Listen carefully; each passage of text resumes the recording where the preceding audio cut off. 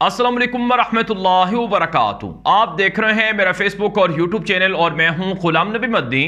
आज 22 अक्टूबर 2022 है और आज दिन है हफ्ते का। नाज़रीन किराम, गुज़श्ता रोज़ इमरान खान को इलेक्शन कमीशन के ज़रिए से नाअहल करार दिया गया था। इलेक्शन कमीशन के फैसले को 24 घंटे गुजर चुके हैं। इलेक्शन कमीशन की जानिब से जो मुतनाज़ा फैसला सामने आया, अभी तक उसका तफसीली फैसला जारी नहीं किया गया है। इलेक्शन कमीशन ने 24 घंटे गुजरने के बावजूद तफसीली फैसला जारी क्यों नहीं किया, इस हवाले से सवालात जन्म ले रहे हैं। इस हवाले से नाज़रीन किराम, ज़राए की जानिब से कहा जा रहा है कि इलेक्शन कमीशन को भी ब्लैकमेल किया गया।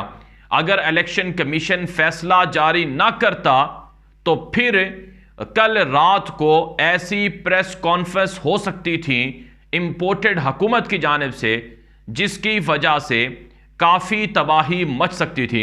इस हवाले से नाज़रीन किराम, पाकिस्तान के जो सीनियर सहाफ़ी भी हैं और इसी तरह से और अंदर की खबर रखने वाले माहिर शख्स हैं, सिद्दीक जान आप जानते हैं, उन्होंने लिखा है अपने ट्विटर अकाउंट पर कि ज़राए यही बताते हैं कि अगर चीफ इलेक्शन कमिश्नर कल जल्दी में फैसला ना सुनाता तो कल शाम को पीडीएम की एक ऐसी प्रेस कॉन्फ्रेंस होती कि लोग गुजरांवाला तकरीर भूल जाते। सिर्फ इस प्रेस कॉन्फ्रेंस को रुकवाने के लिए जल्दबाजी में फैसला सुनाया गया। तफसीली फैसला अभी तक जारी नहीं हुआ। सिद्दीक जान ने इसके बाद लिखा कि MQM हुकूमत से अलहदगी का ऐलान करने ही लगी थी कि चीफ इलेक्शन कमिश्नर ने कराची के बल्दियाती इंतखाबात मुलतवी करके MQM को बिलावल की गोद में बैठे रहने और शहबाज शरीफ के इख्तिदार के बेड पर लेटे रहने का जवाज फराहम कर दिया। इस चीफ इलेक्शन कमिश्नर को क्या नाम या उन्वान दिया जा सकता है? यानी नाज़रीन किराम, हकीकत अब ये वाज़े हो रही है कि जल्दबाजी में जो फैसला दिया गया ये चीफ इलेक्शन कमीशन की जानिब से नहीं था, बल्कि इनसे दिलवाया गया है। नाज़रीन किराम, इसका एक और सबूत ये है कि 5-0 से ये फैसला सुनाया गया और ये कहा गया कि 5 मेंबरान ने मुत्तफिका तौर पर इमरान खान को नाअहल किया है। लेकिन उन 5 में से जो एक शख्स था वो इस फैसले के वक्त इस्लामाबाद में नहीं था, वो लाहौर में था और वो बीमार था, उसके दस्तखत भी नहीं हुए। तो बगैर दस्तखत के और बगैर एक मेंबर की अदम मौजूदगी के ये फैसला सुनाया गया, जो कि कानूनी तौर पर गलत है। चुनांचे नाज़रीन किराम, ये भी कहा जा रहा है कि ये सिर्फ किसी एक शख्स को ब्लैकमेल नहीं किया गया, बल्कि मुतअद्दिद शख्सियात को ब्लैकमेल किया गया है। और चूंकि ब्लैकमेलिंग के खेल में मरियम नवाज सर फहरिस्त हैं और मरियम नवाज ऑडियो वीडियोस का सेंटर भी चलाती हैं, तो इस वजह से बताया जाता है कि कुछ मुबैना तौर पर ऐसी ऑडियोज़ हैं या वीडियोज़ हैं जिनके ज़रिए से ये ब्लैकमेलिंग का घनाउनी धंधा चलाया जा रहा है और इसके ज़रिए से मुख्तलिफ लोगों को मुख्तलिफ तरीक़ों से ब्लैकमेल किया जा रहा है। आप जानते हैं नवाज शरीफ के हवाले से जो उनके हवारी हैं, उन्होंने कुछ दिन पहले कहा था कि अगर नवाज शरीफ को इसहाक डार को अहल करके हुकूमत में ना लाया गया तो फिर ऐसी ऐसी वीडियो सामने आएंगी, ऐसी ऐसी चीज़ें सामने आएंगी कि आसमान हिल जाएगा और ज़मीन फट सकती है। तो यूं डराया धमकाया गया, जिसके बाद जल्दबाजी में यह फैसला दिया गया।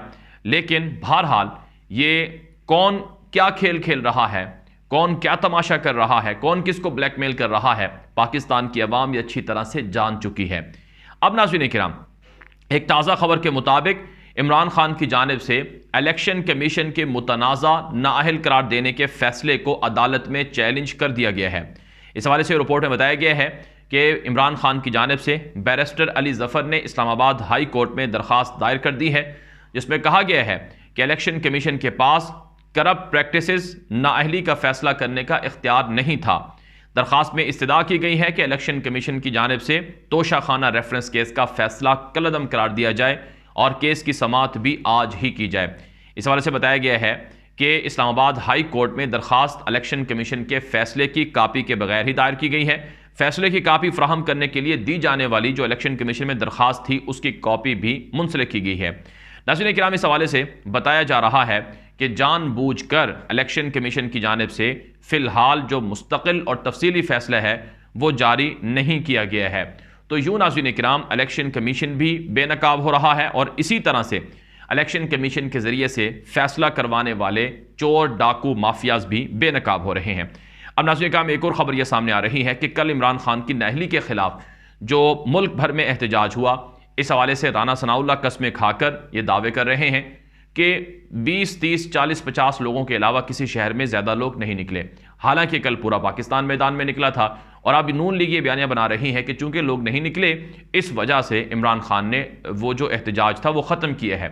नाज़रीन किराम, नून लीग को पता है कि अगर इमरान खान लॉन्ग मार्च करें तो इसके बाद ही हमें फ़ायदा होगा।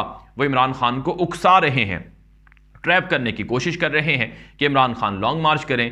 इमरान खान लॉन्ग मार्च करते हैं तो एक दूसरे को ब्लैकमेल करना और ज़्यादा आसान होगा। तो इसलिए इमरान खान उनकी इमा पर या उनके कहने पर वो लॉन्ग मार्च नहीं कर रहे हैं। इसलिए अब वो दीवारों में टकरे मार रहे हैं कि इमरान खान ने ये एहतजाज लंबा क्यों नहीं किया है, इमरान खान लॉन्ग मार्च क्यों नहीं कर रहा है। दूसरी जानब नाज़रीन किराम, कल जो इमरान खान ने या उनके खिलाड़ियों ने जो लॉन्ग मार्च किया, अब उन पर दहशतगर्दी का मुकदमा दर्ज कर दिया है। अगर इमरान खान के लिए लोग सड़कों पर नहीं निकले तो फिर दहशतगर्दी का मुकदमा क्यों दर्ज करवाया जा रहा है। चुनांचे इस हवाले से बताया गया है सेनेटर फैसल जवेद, आमिर कियानी, वामिक कय्यूम अब्बासी, राजा राशिद, उमर तनवीर भट्ट, राशिद नसीम अब्बासी और राजा माजिद को मुकदमात में नामजद किया गया है और इनके खिलाफ दहशतगर्दी के मुकदमात दर्ज करवा दिए गए हैं। इसी तरह से जो इमरान खान की जमात के जो साले मोहम्मद हैं, उनके खिलाफ भी दहशतगर्दी का मुकदमा इससे पहले दर्ज करवा दिया गया है। तो यूं नाज़रीन किराम, मुल्क के अंदर जो शहबाज शरीफ की हुकूमत है, ये इंतशार और फसाद मचाने के लिए भरपूर तरीके से कोशिश कर रही है और एक तरफ से ये हरकतें कर रहे हैं कि इमरान खान के खिलाफ जो तहरीरी फैसला है, मुस्तकिल फैसला है, वो जारी नहीं कर रहे हैं, तफसीली फैसला।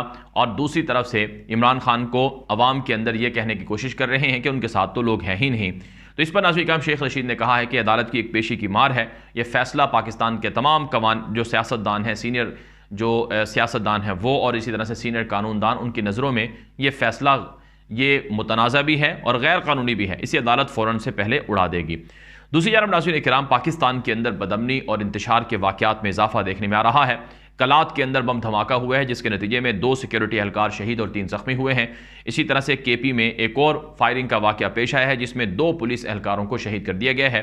केपी सूबे के अंदर दहशतगर्दी परवान चढ़ रही है और इस हवाले से जो मरकज़ी हुकूमत है शहबाज शरीफ की, वो सियासी इंतकाम की चक्कर में पाकिस्तान के अंदर बदअमनी, दहशतगर्दी, फसाद और इंतशार को रोकने में नाकाम हो चुकी है।